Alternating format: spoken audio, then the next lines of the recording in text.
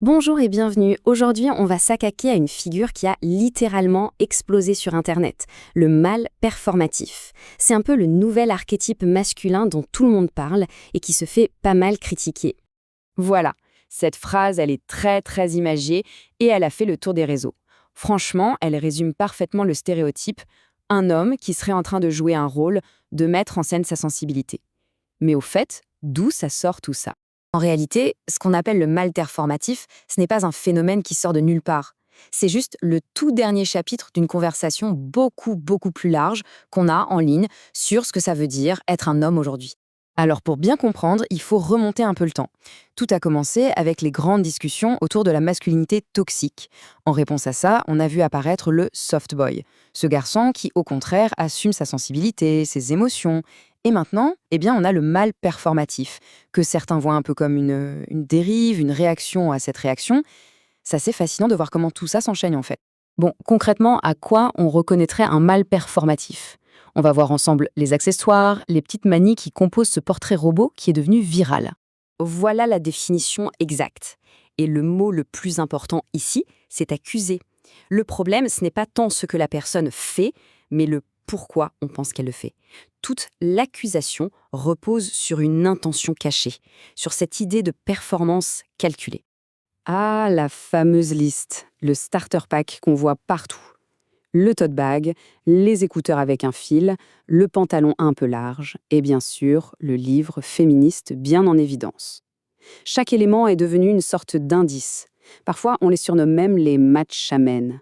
Et l'auteur de la source en profite pour glisser son avis, très personnel et assez tranché, sur le matcha. Ça met un peu de légèreté dans un débat qui peut vite devenir très sérieux, il faut l'avouer. Allez, on peut s'amuser à faire le test, comme dans l'article d'origine. Tote bag, non.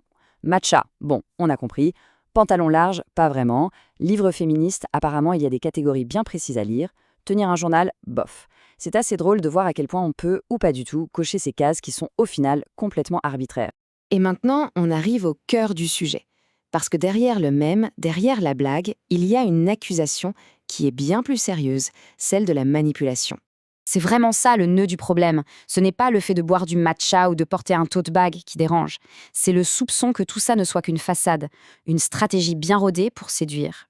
Et voilà les exemples concrets qui sont souvent cités comme des preuves de cette manipulation. Faire semblant de lire en public pour se donner une image, se balader avec des tampons dans son sac pour montrer qu'on est un allié. Chaque geste est scruté, analysé, comme s'il faisait partie d'une grande pièce de théâtre. Et c'est là qu'on voit le dérapage. Ce qui n'était au départ qu'une caricature un peu drôle sur Internet est devenu une vraie source de méfiance. Ça fait froncer pas mal de sourcils et ça crée un climat de suspicion. Sauf que cette accusation de manipulation, elle a une énorme faille. Et c'est là que l'histoire prend un tournant intéressant. On va maintenant se poser la question, est-ce que ce personnage existe vraiment en dehors de nos écrans? C'est la question cruciale. Après avoir vu des centaines de vidéos, est-ce que ce type, avec son kit de démarrage complet, on peut le croiser dans la rue? Ou est-ce que c'est juste une pure invention d'Internet? Alors, ce graphique, il est sans appel. D'après l'analyse de la source, la quasi-totalité des vidéos virales de mâles performatifs sont en fait des parodies, des mises en scène. Les vraies observations de l'archétype, avec toute la panoplie, sont rarissimes. Donc voilà le point essentiel.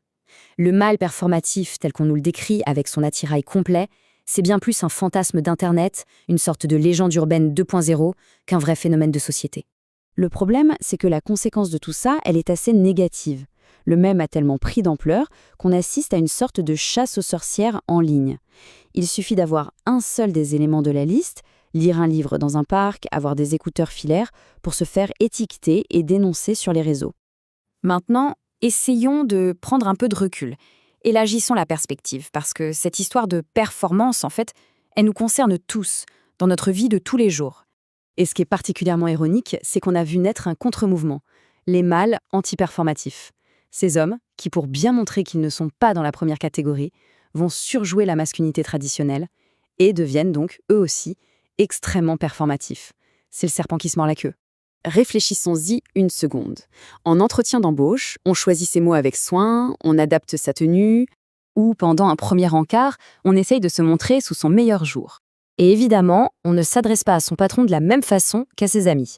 Dans chaque situation sociale, on ajuste notre comportement, on joue un rôle. Finalement, la conclusion, c'est qu'on est tous en train de performer des dizaines de fois par jour, souvent sans même y penser. Et ça rend quasi impossible de juger de l'extérieur si quelqu'un est authentique ou non, parce que la performance, c'est juste une partie normale de la vie en société. Et tout ça, ça nous laisse avec une question assez vertigineuse. Internet adore mettre les gens dans des cases. Si quelqu'un fait ci, alors il est ça. Mais dans cet univers où il est si facile de coller des étiquettes, qui a le droit de décider de ce qui est vrai, de ce qui est authentique? C'est une question qui reste ouverte.